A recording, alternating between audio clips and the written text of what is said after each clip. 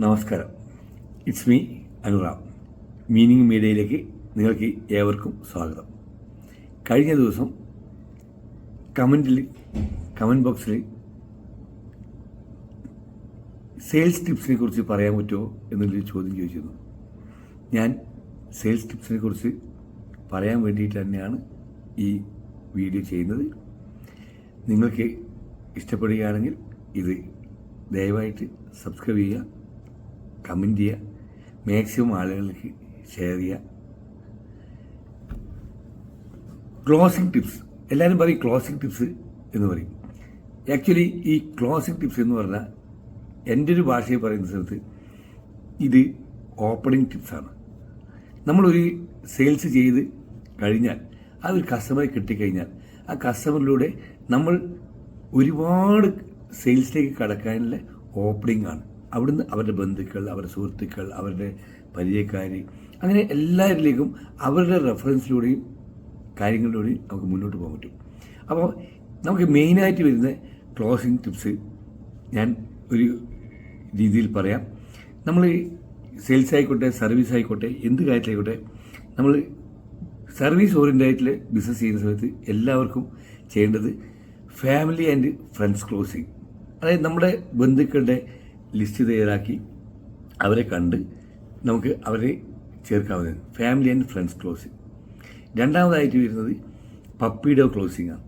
നമ്മൾ ഫാമിലി ഫ്രണ്ട്സിലെ ആൾക്കാർക്ക് അവർക്ക് ഇഷ്ടപ്പെട്ട ആൾക്കാർക്ക് വേണ്ടുന്ന രീതിയിലുള്ള അവർക്ക് വേണ്ടുന്ന സ്കീമുകളാക്കി പറഞ്ഞ് അവർക്ക് വേണ്ടുന്ന ആൾക്കാർക്ക് വേണ്ടിയിട്ടുള്ള രീതിയിൽ ചെയ്യുന്നതാണ് പപ്പിഡോ ക്ലോസിംഗ്.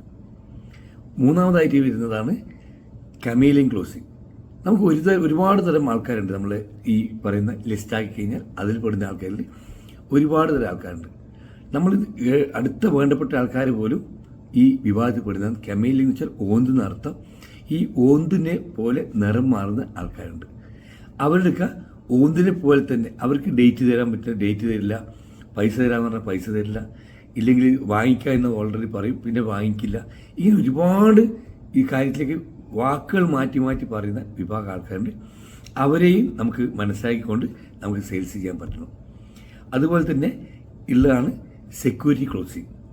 നമുക്ക് നമ്മുടെ കസ്റ്റമർക്ക് അവർക്കൊരു സെക്യൂരിറ്റി ഫീൽ ചെയ്യുന്ന രീതിയിൽ നമ്മൾ പറഞ്ഞ് മനസ്സിലാക്കി അവർ സെക്യൂർഡ് ആണ് എന്ന് ബോധ്യപ്പെടുന്ന രീതിയിൽ ഈ പ്രൊഡക്റ്റ് വാങ്ങിച്ചാൽ അവർക്ക് സെക്യൂരിറ്റി ഫീൽ ചെയ്യും.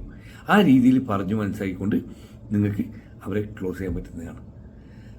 പിന്നെയുള്ളതാണ് ഫാൻറ്റസി ആൻഡ് ഇൻടാഞ്ചിബിൾ ക്ലോസിംഗ്. നമ്മുടെ നാടൻ ഭാഷയിൽ പറഞ്ഞാൽ അത് ഒരു പൊടിപ്പും തൊങ്ങലൊക്കെ കൂട്ടി പറയുന്ന പറയുന്നില്ലേ. നമുക്ക് വേണ്ടുന്ന രീതിയിൽ ടോൺ മോഡുലേഷൻ വരുത്തി അവർക്ക് വേണ്ടുന്ന രീതിയിൽ സംസാരിച്ച് അവർക്ക് മനസ്സിലാവുന്ന രീതിയിൽ പറഞ്ഞ് അവർക്ക് ബോധ്യപ്പെടുന്ന രീതിയിൽ പറഞ്ഞ് അവർക്ക് ഇൻട്രസ്റ്റീവ് ആകുന്ന രീതിയിൽ പറഞ്ഞ് ആ രീതിയിൽ പറഞ്ഞ് ഫലിപ്പിക്കാനൊരു കഴിവുണ്ടാക്കിയെടുക്കുന്ന ആ രീതിയാണ് ഫാൻറ്റസി ആൻഡ് ഇൻടാഞ്ചിബിൾ ക്ലോസിംഗ് എന്ന് പറയുന്നത്. Don't do care closing. നമ്മൾ പലപ്പോഴും പല സാധനവും അല്ലെങ്കിൽ പ്രൊഡക്റ്റും കൊടുക്കുന്ന സമയത്ത് അത് വാങ്ങിക്കാൻ അവർക്ക് വാങ്ങിച്ചിട്ടില്ല എങ്കിൽ, ഇതിപ്പം വാങ്ങിച്ചിട്ടില്ലെങ്കിൽ നിങ്ങൾക്ക് നാളെ അത് ബുദ്ധിമുട്ടായി വരും എന്ന രീതിയിൽ പറയുന്ന ഒരു ക്ലോസിങ്ങിനാണ് നമ്മൾ ഡോണ്ട് ഡു കെയർ ക്ലോസിംഗ് എന്ന് പറയുന്നത്. പിന്നെയുള്ളതാണ് ഈഗോ ക്ലോസിംഗ്. നമ്മൾ പോയി കാണുന്ന ഒരു 80% ആൾക്കാരും ഈഗോ ഉള്ളവരായിരിക്കും. അപ്പോൾ അതിൽ അവർക്ക് ഈഗോ ഉള്ളവരെ നമുക്ക് ക്ലോസ് ചെയ്തെടുക്കാൻ പറ്റണം. ആ രീതിയിൽ ഈഗോ ക്ലോസിംഗ്. ഇത്തരത്തിൽ ഒരു 7 തരം ക്ലോസിംഗ് ഉണ്ട്. ഇതൊക്കെ ചേർത്ത് വെച്ചിട്ട് ഒരു അസംഷൻ ക്ലോസിംഗ് എന്ന് പറഞ്ഞ ഒരു സംഭവം കൂടി നമുക്ക് ക്ലോസിങ്ങിൽ ചെയ്യാൻ പറ്റുന്നതാണ്.